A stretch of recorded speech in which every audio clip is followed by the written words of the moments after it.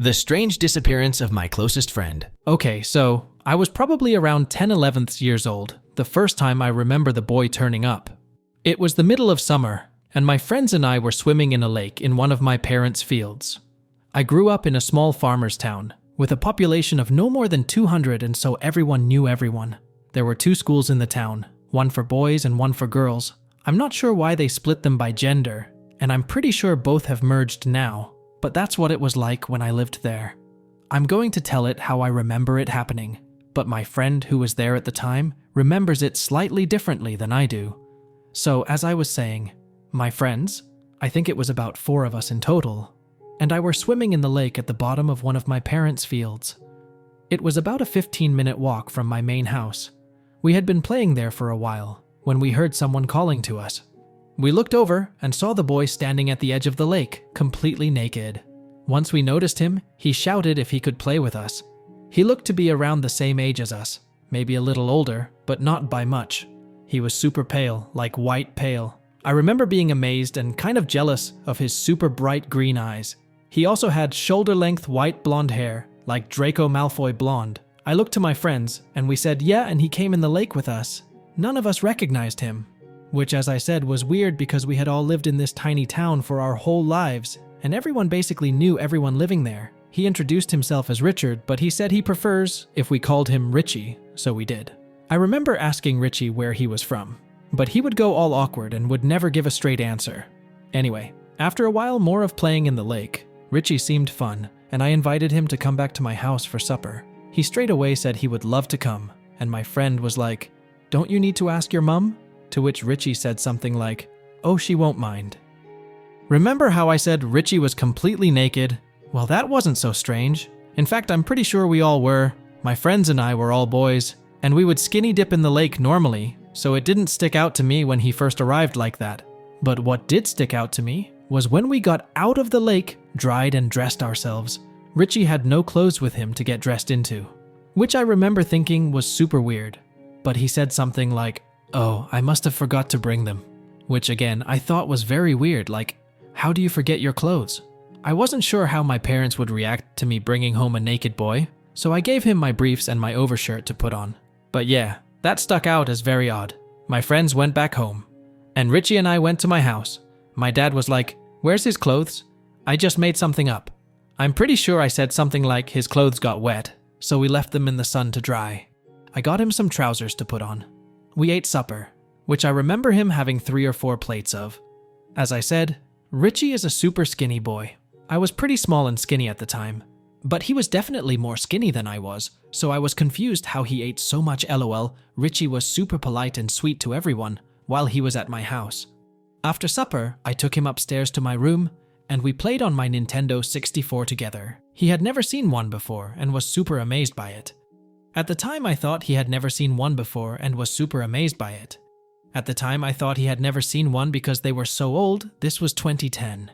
But my family was poor, and that's all I had. It started to get dark, and I asked him if he wanted to sleep over. He was really excited by that and said yeah. I checked with my parents, but I knew they wouldn't mind because they were both super drunk. So we continued playing on N64 until it was super late. After a while, I said it was time that we went to bed as I was tired, but I don't remember him seeming tired at all. Richie asked if he could shower before as we had been playing in my fields, and he was really muddy. As he was showering, I made my bed for us and put a movie on the TV for us to watch as we went to sleep, and I got into bed. Richie came in like 5 minutes later and was completely naked again. I was like, "Did you walk from the bathroom like that?" He was like, "Yeah," and didn't seem to care at all, so even though I thought it was strange, I didn't say anything. He got into my bed, I asked him if he wanted any pajamas, and he said no, it was too hot, which to be fair, I do remember it being really hot that day. I had a Scooby-Doo movie on, and he was really excited by it, and didn't know anything about them, which I guess isn't too weird. But looking back, he didn't seem to know any pop culture stuff at all. I mean, we were pretty behind the times in my small town, but we still knew most pop culture. I had slept in quite a lot the next day, but when I woke up, Richie wasn't in my room. I went and asked my mom if she'd seen him, and she said he left early that morning after his parents rang our house. How they knew he was with us or where to ring, I'm still not sure. Richie had taken some shorts from my room because my mom said he couldn't leave without clothes on. I was a little disappointed he left without me, or at least without saying goodbye, or without leaving any way of contacting him again. He turned up again a couple days later when my friends and I were swimming in the lake again. This time he brought clothes, but I'm pretty sure he only brought some briefs and a shirt with no pants, which again I thought was weird. Over the next year, him and I became super close. We were like brothers. Over the year, I asked if I could see his home or meet his family. But anytime I asked anything personal about him, he would go awkward and not want to talk about it. Or he would just change the subject. But I could see it made him feel uncomfortable, so I didn't push him to tell me. He did tell me he was homeschooled, which I thought was cool, because in my mind that meant no school. As I said, we became really close over the year. I felt like he was more than a friend to me. It's difficult to explain. It's almost like we clicked from the first time we met. We became close really quick, and I felt like I could tell him anything, and he would always help and support me. He helped me through so many hard times, and he definitely encouraged me to be a better person. It was almost as if he could sense when I was going through anything. For example, when my grandma passed away, I went out into my fields to cry as I didn't want to do it in front of my family. But after sitting down in some random place, Richie turned up and sat next to me. He said some things that I remember helping me a lot. When I asked him how he found me, he said that we was just on a walk. Not too long after this, he just vanished. It had been a little over a year since the first time he appeared at the lake. It was around September the year after, so it had been around a year and 2-3 months. He never turned up again, never said goodbye, never left a trace. I was massively upset. I really missed him. I would walk around the fields looking for him, and I would hang out by the lake where we first met, hoping that he would turn up, but he never did again. I still don't know what happened to him. I've tried searching social media for him, but with no luck, and since he would never tell me that much about his life, I don't have that much to go on. I asked my parents what they remember of him. They said they remember him being odd, and that they were unsure about him at first, especially how he had a tendency to strip naked whenever he felt like it. But they also said that he and I were inseparable, and wherever I was, he was sure to be found there too. They said they remember me being heartbroken when he stopped appearing, and they weren't sure whether they should call the police about him being gone, but they never did. I kind of wish they did. I suppose this is a long shot, but if you're reading this, Richie, reach out to me. I'd love to speak to you again and get some answers to all the weird things about you. It's completely possible that there isn't anything paranormal about Richie, but it is definitely strange. Update. I am visiting my parents for a couple weeks. I will search the house for any photos us Richie and I that I could share here.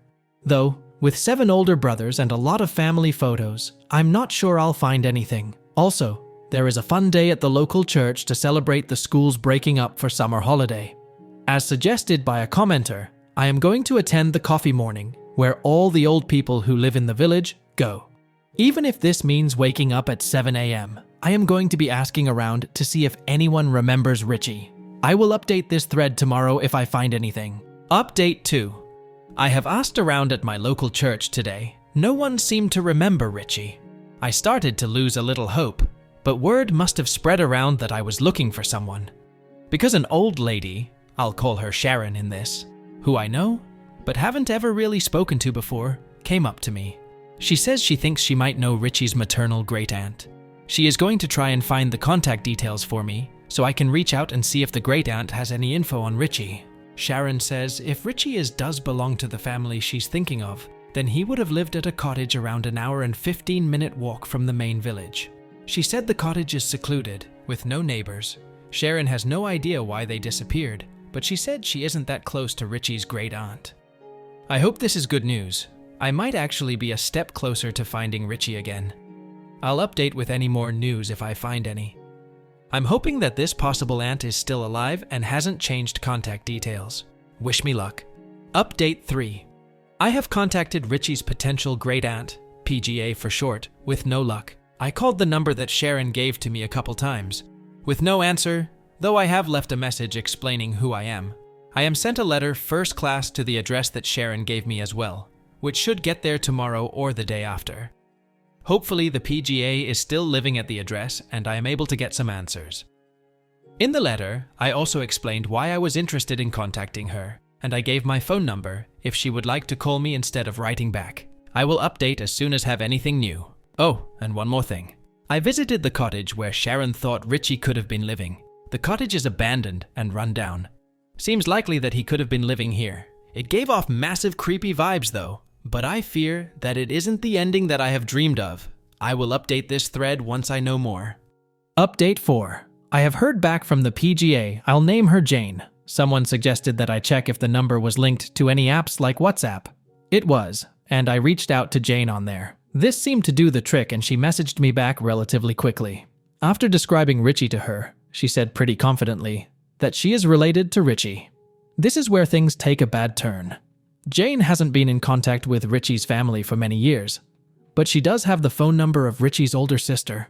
I had no idea he even had any siblings at all. Jane insinuated that I won't find what I'm looking for when contacting Richie's sister. I fear the worst.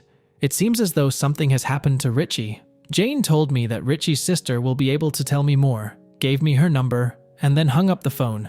I'm incredibly anxious to reach out to Richie's sister. This could be the end to the search that has taken me so long, but I fear that it isn't the ending that I have dreamed of. I will update this thread once I know more. Update 5. First and foremost, I want to thank each and every one of you who have helped through this process and have helped me find closure on my childhood best friend and my first and only true love. This journey has been difficult. Many years I have searched for answers on where Richie is now. Sadly, it is not good news. Deep down, I think I feared and perhaps avoided searching for Richie in case this was the outcome. With the help of everyone here and so many lovely commenters, I tracked down a distant relative to Richie, who put me in contact with Richie's older sister, a sister that I did not know existed. For the sake of clarity, I will name the sister Sarah. Sarah helped put into context Richie, his odd behavior, his unwillingness to show me his home, and his disappearance. Sarah and Richie both suffered abuse and neglect at the hands of their father, who suffered with severe mental health issues and drug-related problems for most of his adult life. Their father was terrified of the outside world and thus kept them secluded away in secret. According to Sarah, their father was convinced that the world was months away from ending at any given time. He was convinced that the devil was planning to take over his mind and body, and was convinced that Jesus had spoken to him and told him the only way to keep him and his family safe was to keep them secluded from the outside world. Sarah shared that their father would not often be physically abusive, which I suppose is of some relief. Richie and his family would move often throughout his childhood, never staying in one place for too long, as his father feared that the devil would soon find them. Sarah said they were most likely moved in the middle of the night with no forewarning, though she can't remember the specific time they were moved from my town. This helps to explain how Richie seemed to appear one day and disappear 15 months later. Richie passed away at age 15, around 2.5 years after vanishing from my town. Sarah struggled to go into the details of Richie's death, and I didn't want to push her into sharing something that was painful for her, though it seemed that Richie took his own life. Sarah told me that Richie would often speak of me and the time we spent together, and that all Richie ever wanted to do was to come back and find me. Sadly, he never managed that. She said she thought that I was just imaginary. She isn't sure how Richie would sneak out of the house to meet with me, but said that their father would keep them locked in their rooms for days and sometimes weeks at a time. Sarah told me she has a collection of Richie's diaries, which I do remember him writing occasionally. She has offered to send them to me, which is lovely of her. She told me that a lot of the writing is about me, about our time together, about how he wanted to find me again so we could run away together. Again, she never thought I was a real person. Hearing that was so incredibly bittersweet. I look forward to reading those diaries, even though it will be incredibly difficult at the same time. She said she is glad that Richie managed to have an impact on someone on this world. I wish that I was able to express the impact that Richie had on my life. I wish I could tell Richie the impact he had on my life. I want everyone to know Richie. I want everyone to know what an amazing, kind, and beautiful person Richie was. This post is difficult for me to write. Deep down, I think that I resisted searching for Richie more, in case this was the outcome. Sarah told me a lot more information, but I've decided to leave out most to respect her privacy. Sarah is away and safe from her father, which I am so glad about. Again, I just want to express how thankful I am for all of you who have helped, for all of you who have offered emotional support. Thank you so much. Richie, I love you. I'm sorry I couldn't help you. I'm sorry I didn't pick up on the signals that you were in danger. I hope you can forgive me. Richie, you are the only true friend I've ever had. It's so hard for me to write this. I feel so sick that I didn't do more. Richie, I want you to know you saved me so many times throughout my life. So many low moments in my life have been helped because of the memories of you. I am so sorry I wasn't there for you the same way you were there for me. Update 6. To answer a couple of the common questions. Yes, I am currently in therapy. I started it not too long ago along with some medication as I have suffered for a while with severe anxiety. I am currently requesting permission from Sarah before I post any of Richie's journal entries, as I feel she should have final say on if she wants those out on the internet. No, I am not writing a book about Richie. No, this is not a promotion for a book. If anyone was to write a book about Richie and his life, I would think it should be Sarah. However, she does not have any interest in sharing her story. She would much rather leave the past in the past. And honestly, I can't blame her. It really breaks my heart that there are so many people in here sharing that they knew a Richie, or they were a Richie. I feel like so many children, even now, go under the radar, the lives they live and the abuse they receive with no one there to help. It hurts to think that there could have been so many with us today that have sadly passed on and are no longer with us. I think everyone has a right to be remembered, and I am so glad that Richie has had an impact on so many people here. Also, I'm sorry if I don't respond to a comment. There are a lot on here that I thought would be too difficult to respond to. I can say a million times that I shouldn't feel guilty. And I know that also. But it is very hard not to, and it's very hard to hear that I did all I could do when Richie isn't around anymore. That might sound mopey or ungrateful. I am grateful of all the love I have been sent. I am just not entirely sure if I deserve it.